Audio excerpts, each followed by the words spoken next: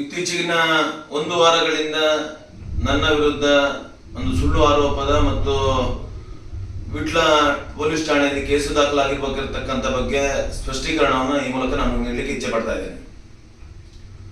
Vitla police ಠಾಣೆಯಲ್ಲಿ case ದಾಖಲಾಗಿರ್ತಕ್ಕಂಥ ವಿಚಾರ ನನ್ನ ಮಾಧ್ಯಮದ ಮುಖಾಂತರ ನನ್ನ ಗಮನಕ್ಕೆ ಬಂದಾಗ ನಾನಿವತ್ತು ಸ್ಪಷ್ಟೀಕರಣ ಕೊಡ್ತಾ ಇರ್ತಕ್ಕಂಥ ಏನು ಅಂತ ಕೇಳಿದ್ರೆ, ನಾನು ಮತ್ತೆ ಬಂಟ್ವಾಳ ತಾಲೂಕಿನ ಗುಣಚ ಗ್ರಾಮದ ನಡಸಾರು ಹರೀಶ್ ಭಟ್ ಮತ್ತೆ ಜೊತೆಯಲ್ಲಿ ಪೆಟ್ರೋಲ್ ಬಂಕ್ ಅನ್ನ ಒಂದು ವರ್ಷಗಳ ಹಿಂದೆ ಆರಂಭ ಮಾಡಿ ಅದರಲ್ಲಿ ಹಣಕಾಸಿನ ಯಾವುದೇ ವ್ಯವಹಾರದಲ್ಲಿ ನಮ್ಮೊಳಗೆ ಯಾವುದೇ ಗೊಂದಲಗಳು ಏರ್ಪಾಡಾಗಿರಲಿಲ್ಲ.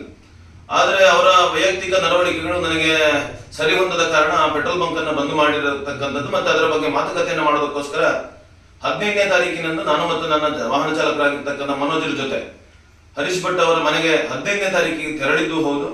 ಮತ್ತು ಅವರ ಜೊತೆ ಚೆನ್ನಾಗಿ ಬಾಂಧವ್ಯವನ್ನು ಇಟ್ಟುಕೊಂಡು ವೈಯಕ್ತಿಕ ಅವರ ನಮಗೆ ಹಳೆಯ ಸಂಬಂಧ ಅದರ ಪ್ರಕಾರ ನಾವು ಚೆನ್ನಾಗಿ ಅಲ್ಲಿ ಬಾಯಾರಿಕೆ ಕುಡಿದು 10-15 ನಿಮಿಷ ಅಲ್ಲಿ ಅವರ ತಂದೆ ತಾಯಿ ಮತ್ತು ಅವರ ಹೆಂಡತಿ 4 ಜನ ಇದ್ದಾಗ ಅವರೆಲ್ಲರ ಜೊತೆ ಚೆನ್ನಾಗಿ ಮಾತಾಡಿ ನಾನು ಸುಖ ದುಃಖ ಮಾತಾಡಿ ಪುತ್ತೂರಿಗೆ ಬಂದಿರತಕ್ಕಂಥದ್ದು. ಮತ್ತು ಪುತ್ತೂರಿನಲ್ಲಿ ಸಂಜೆ ಹೊತ್ತಿಗೆ ಅವರು ಬಂದು 4 ಗಂಟೆಯಿಂದ 7:30 ಗಂಟೆ ತನಕ ಪುತ್ತೂರಿನ ನಮ್ಮ ಇಬ್ಬರ ಮಧ್ಯೆ ಈ ವ್ಯವಹಾರದ ವಿಚಾರವಾಗಿ ಮಾತುಕತೆ ನಡೆದಿರ್ತಕ್ಕಂಥದ್ದು ಸತ್ಯ. ಇದು ಬಿಟ್ಟು ಅವರು 19ನೇ ತಾರೀಕು ರಾತ್ರಿ 10:30 ಗಂಟೆಗೆ ವಿಟ್ಲ ಪೊಲೀಸ್ ಠಾಣೆಗೆ ಬರ್ತಾರೆ ಮತ್ತು ನಾನು ತಲ್ವಾರನ್ನ ಜಳಪಿಸಿ ಅಲ್ಲಿ ಬೆದರಿಕೆಯನ್ನು ಹಾಕಿದ್ದು ಅಂತ ಹೇಳುವಂತ ಸುಳ್ಳು ಆರೋಪವನ್ನು ಏನು ಮಾಡಿದ್ದಾರೆ. ನಾನು ಇವತ್ತು ಸ್ಪಷ್ಟವಾಗಿ ಹರೀಶ್ ಭಟ್ ಮತ್ತು ಅವರ ಪತ್ನಿ ಶ್ರೀದೇವಿ ಅವರಿಗೆ ಈ ಮೂಲಕ ಹೇಳಲಿಕ್ಕೆ ಇಚ್ಛೆ ಪಡ್ತಾ ಇದ್ದೇನೆ. ನಾನು ನಿಜವಾಗಿ ತಲವಾರನ್ನು ಹಿಡ್ಕೊಂಡು ಅವ್ರ ಮನೆಗೆ ಹೋಗಿ ಬೆದರಿಕೆ ಹಾಕಿದ್ದು ಅಂತ ಹೇಳಿದ್ದು ಸತ್ಯ ಅಂತ ಆದ್ರೆ ನೀವು ಹೇಳಿದ ಜಾಗಕ್ಕೆ ನಾನು ಬಂದು ಪ್ರಮಾಣ ಮಾಡಲಿಕ್ಕೆ ಸಿದ್ಧನಿದ್ದೇನೆ. ನೀವು ನಾನು ಅಲ್ಲ ಅಂತ ಹೇಳೋದನ್ನ ಪ್ರಮಾಣ ಮಾಡಲಿಕ್ಕೆ ಸಿದ್ಧನಿದ್ದೇನೆ. ನೀವು ಒಳ್ಳೆಯ ಮನುಷ್ಯರು ಅಂತ ಆದ್ರೆ ನೀವು ಒಳ್ಳೆಯ ಜಾಗಕ್ಕೆ ಬಂದು ಪ್ರಮಾಣ ಮಾಡಬಹುದು. ನಾನು ಬಂದು ಮನೆಗೆ ಬಂದು ಬೆದರಿಕೆ ಹಾಕಿದ್ದೇನೆ, ತಲವಾರನ್ನು ಜಳಪಿಸಿದ್ದೇನೆ, ಹೆಂಗಸರ ಮೇಲೆ ಬೆದರಿಕೆ ಹಾಕಿದ್ದೇನೆ ಹೇಳೋದನ್ನ ಸಾಬೀತುಪಡಿಸಬೇಕು ಅಂತ ಹೇಳುವಂತ ಪಂಥಾಭಾವನ ಈ ಸಂದರ್ಭದಲ್ಲಿ ನೀಡ್ತಾ ಇದ್ದೇನೆ. ಎರಡನೇದು, ಕೆಲವು ವಿಘ್ನ ಸಂತೋಷಿಗಳಿದ್ದಾರೆ.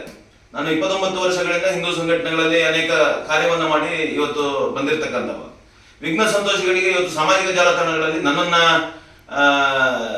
ನನ್ನ ಮಾನವನ್ನ ಹಾಳು ಮಾಡಬೇಕು ಅಂತ ಹೇಳುವಂತ ದೃಷ್ಟಿಯಿಂದ ಇವತ್ತು ಅನೇಕ ಪೋಸ್ಟ್ಗಳು ಬರ್ತಾ ಇರ್ತಕ್ಕಂಥದ್ದು ಸಾಮಾಜಿಕ ಜಾಲತಾಣಗಳು ಬರ್ತಾ ಇರ್ತಕ್ಕಂಥ ನೋಡ್ತಾ ಇದ್ದೇನೆ. ಅವರಿಗೆ ಸ್ಪಷ್ಟವಾಗಿರ್ತಕ್ಕಂಥ ಸಂದೇಶವನ್ನು ಹೇಳ್ತಾ ಇದ್ದೇನೆ. ನನ್ನ 29 ವರ್ಷಗಳಿಂದ ಇವತ್ತಿನ ತನಕ ನಾನು ವ್ಯಾವಹಾರಿಕವಾಗಿರ್ಬೋದು ಅಥವಾ ಸಾಮಾಜಿಕ ಅಥವಾ ಸಂಘಟನಾ ಕಾರ್ಯದಲ್ಲಿ ನಾನು 100ಕ್ಕೆ 100 ಸ್ವಚ್ಛವಾಗಿದ್ದೇನೆ ಮತ್ತು ಯಾವುದೇ ಕಪ್ಪು ಚುಕ್ಕೆ ಇಲ್ಲದ ರೀತಿಯಲ್ಲಿ ನನ್ನ ಮನಸ್ಸಿಗೆ ಯಾವುದೇ ತಪ್ಪುಗಳಿಲ್ಲದ ರೀತಿಯಲ್ಲಿ ಕೆಲಸ ಮಾಡ್ತಾ ಬಂದಿರತಕ್ಕಂಥದ್ದು. ಇದರಲ್ಲಿ 100ಕ್ಕೆ 100 ಸ್ಪಷ್ಟ. ನಾನು ಇವತ್ತು ಹೇಳ್ತಾ ಇದ್ದೇನೆ, ಪೆಟ್ರೋಲ್ ಬಂಕಿನ ವಿಚಾರದಲ್ಲಿ ಇರ್ಬೋದು, ಈ ಘಟನೆಯ ವಿಚಾರದಲ್ಲಿ ಇರ್ಬೋದು, ಯಾರಾದ್ರೂ ಇದ್ರೆ ನೇರವಾಗಿ ನನ್ನ ಎದುರು ಪ್ರಶ್ನೆಯನ್ನ ಮಾಡಬೇಕು. ಏನಾಗಿದೆ ಅಥವಾ ಏನ್ ನಡೆದಿದೆ, ನೀವು ತಲವಾರನ್ನು ಹಿಡ್ಕೊಂಡು ಹೋಗಿರ್ತಕ್ಕಂಥ ಹೌದಾ ಅಂತ ಹೇಳುವಂತ ಪ್ರಶ್ನೆಯನ್ನ ಮಾಡಬೇಕು.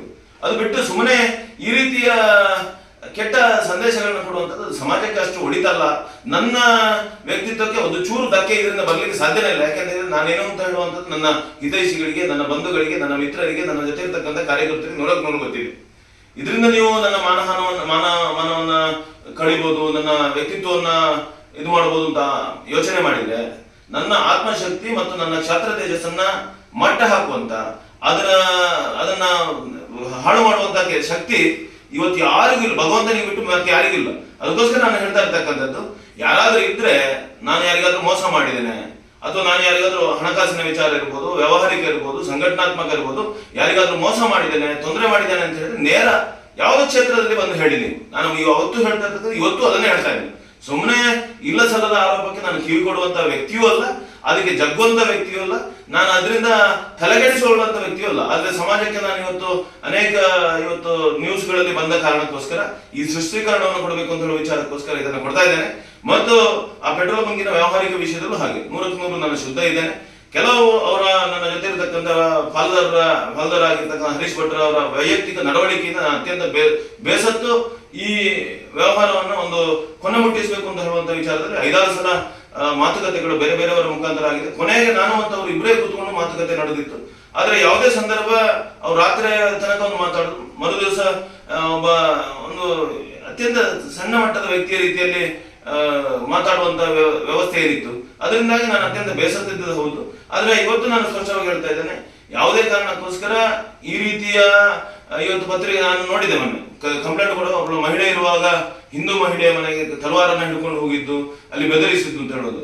ನಾನು ಇವತ್ತು ಅತ್ಯಂತ ಸ್ಪಷ್ಟವಾಗಿ ಹೇಳ್ತಾ ಇದ್ದೇನೆ, ಅಸತ್ಯ ಅಧರ್ಮದ ವಿರುದ್ಧ ನಾನು ಯಾವುದೇ ಕಾರಣಕ್ಕೆ ಯಾವುದೇ ರೀತಿಯಲ್ಲಿ ಹೋರಾಟ ಮಾಡಲಿಕ್ಕೆ ನಾನು ಯಾವತ್ತೂ ಬದ್ಧನಿದ್ದೇನೆ.